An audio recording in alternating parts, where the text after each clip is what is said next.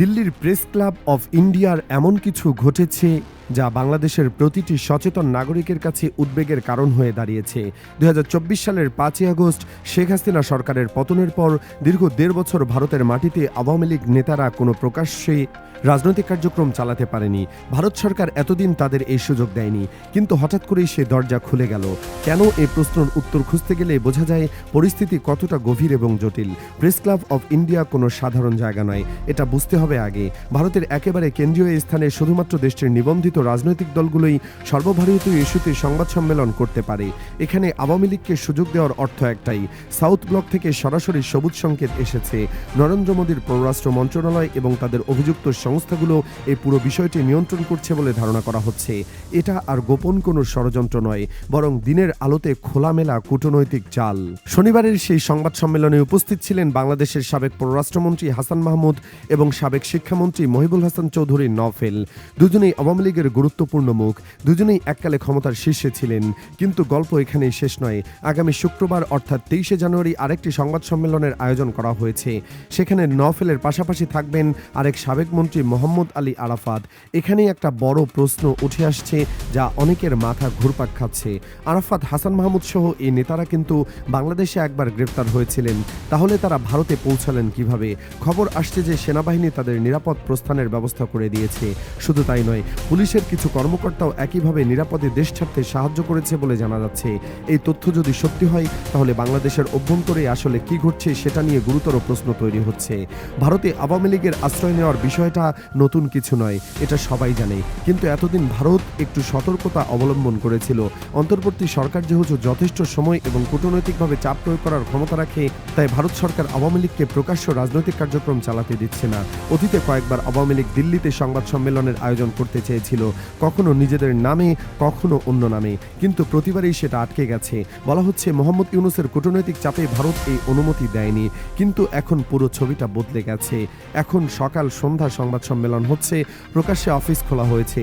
আর শুধু ভারত থেকে নয়, ইউরোপ ও আমেরিকা থেকেও আওয়ামী লীগ নেতারা এসে যোগ দিচ্ছেন এই কার্যক্রমে। বেলজিয়াম থেকে, ইংল্যান্ড থেকে সাবেক মন্ত্রীরা ছুটে আসছেন দিল্লিতে। এটা যদি বাংলাদেশের বিরুদ্ধে সংঘবদ্ধ ষড়যন্ত্র না হয়, তাহলে কি আর হতে পারে?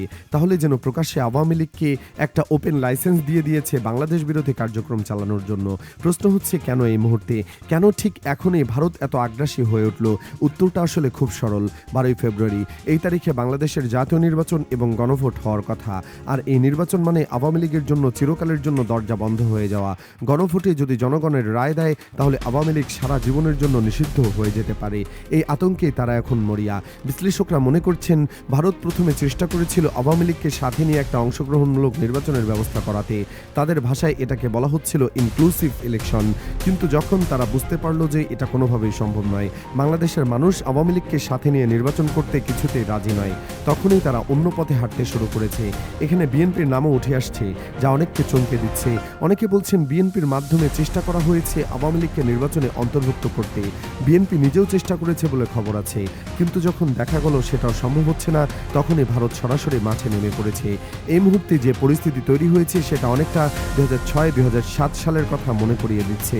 তখনও নির্বাচনের ঠিক আগে রাজনৈতিক অস্থিরতা তৈরি করা হয়েছিল এবং শেষ পর্যন্ত 111 নামে যা ঘটেছিল সেটা সবার জানা। এখন অনেকে আশঙ্কা করছেন 12ই ফেব্রুয়ারির আগে আবারও সেই ধরনের কিছু ঘটানোর চেষ্টা হতে পারে। কিন্তু এবার পরিস্থিতি সম্পূর্ণ আলাদা, এটা বুঝতে হবে। বাংলাদেশের মানুষ এখন অনেক বেশি সচেতন, বিশেষ করে তরুণ প্রজন্ম, যারা জুলাই আগস্টের আন্দোলনের নেতৃত্ব দিয়েছে। তারা দৃঢ় প্রতিজ্ঞা করেছে যে তাদের চোখের সামনে আরেকটা 111 ঘটতে দেবে না। জামায়াত ও জাতীয় নাগরিক পার্টির মতো দলগুলো স্পষ্ট করেই বলে দিয়েছে তারা এই ষড়যন্ত্র রুখে দেবে। অনেকে তো এত দূর পর্যন্ত বলেছেন যে সেনাপ্রধান যদি কোনো কিছু ঘটানোর চেষ্টা করেন, তাহলে ক্যান্টনমেন্টের ইট থাকবে না, জনগণ রুখে দাঁড়াবে। এটা হয়তো চরম কথা শোনাচ্ছে, কিন্তু এটাই বাংলাদেশের মানুষের এই মুহূর্তের মনোভাবের সত্যিকার প্রতিফলন। এখন সবার মনে একটাই প্রশ্ন, 12ই ফেব্রুয়ারি আসলে কি হতে পারে? 3টি সম্ভাবনা দেখা যাচ্ছে। প্রথমত, জাতীয় নির্বাচন এবং গণভোট সুষ্ঠুভাবে সম্পন্ন হবে।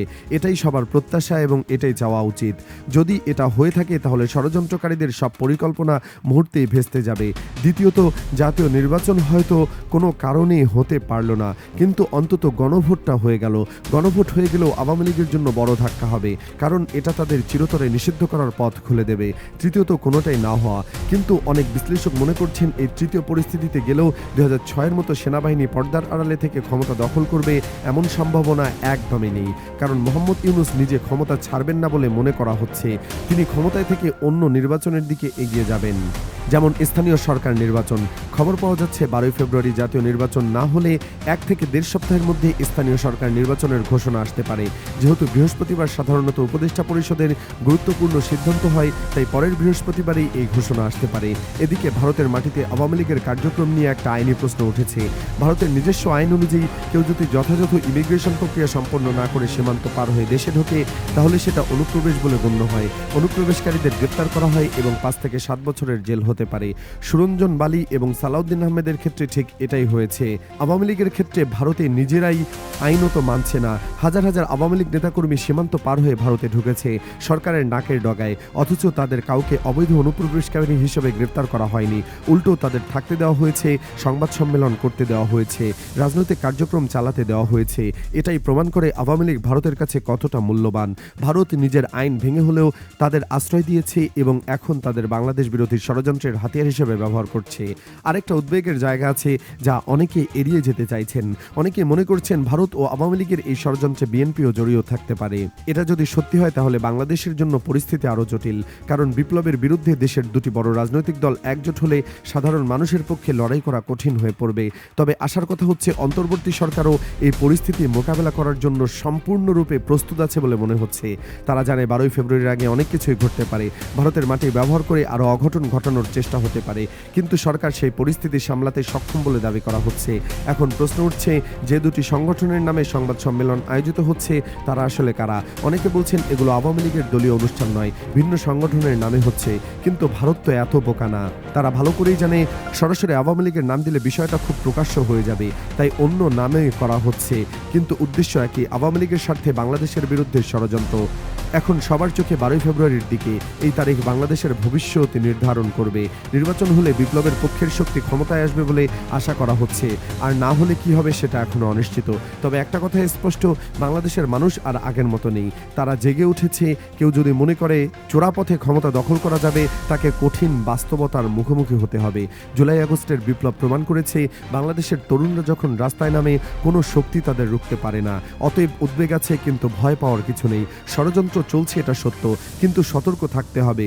প্রতিটি নাগরিককে এখন চোখ কান খোলা রাখতে হবে, কারণ আগামী কয়েক সপ্তাহ বাংলাদেশের জন্য অত্যন্ত গুরুত্বপূর্ণ।